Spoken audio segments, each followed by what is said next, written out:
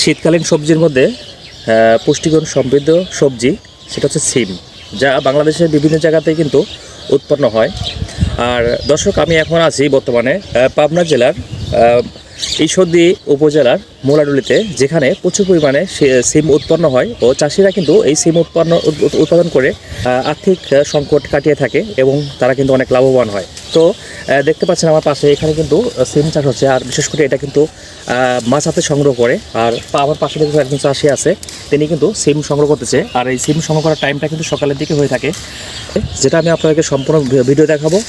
আর সিমে কেমন লাভ হয় এবং সিমে কী কী ব্যবহার করা হয় আর সিমটা কোন সময় ওঠানো হয়, আমি সব কিছু আপনাদেরকে এই ভিডিও দেখাবো।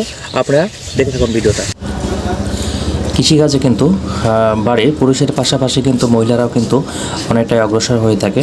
তো আমি সামনে একজনকে দেখতে পাচ্ছি, আন্টিকে দেখতে পাচ্ছি, তিনি কিন্তু কৃষিকাজে সহায়তা করছেন এবং কৃষকের পাশাপাশি তিনি কিন্তু আজকে সেই সবজি উঠাচ্ছেন আর কি। আমি এই আন্টির সাথে কথা বলবো। ভালো আছেন না? ভালোই আছি। এই সিমটা কখন উঠান আপনারা? আমরা এই সিমটা কাতি মাস থেকে তুলতেছি। কাতি মাস থেকে উঠান না? হ্যাঁ। আচ্ছা, সেই সিমটা আপনার হচ্ছে কতদিন পর্যন্ত থাকবে? তাই ফাল্গুন মাস পর্যন্ত থাকবে। ফাল্গুন মাস পর্যন্ত আপনার সিম থাকবে না? আচ্ছা, এই সিমটা আপনার কোথায় কোথায় বিক্রি হয়? আরও তো দিই আমরা। আপনার আর তো এটা কত করে কেজি বিক্রি করেন?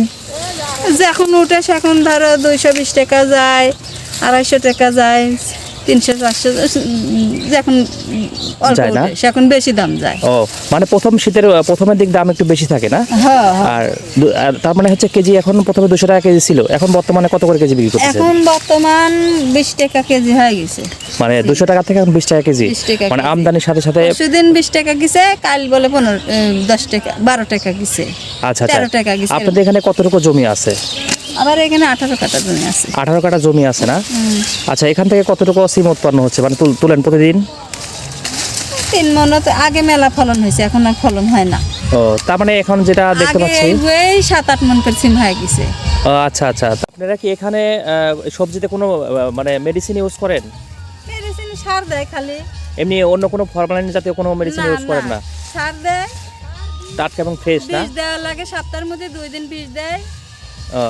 এটুকুই, তাছাড়া আর আপনি ধরো যে এই যে লতার মতার গুনি এরকম যখন এখন আর বেশি বাঁচিনি, আগে বাঁচিছি। এটা উঠানোর পরে কি আর কোনো কেমিক্যাল ইউজ, এটা উঠানোর পর কি আর কি কোনো কেমিক্যাল ইউজ করেন আপনারা? না, উঠানো হয় না? না। একদম ফ্রেশ ফ্রেশ আর কি। হ্যাঁ।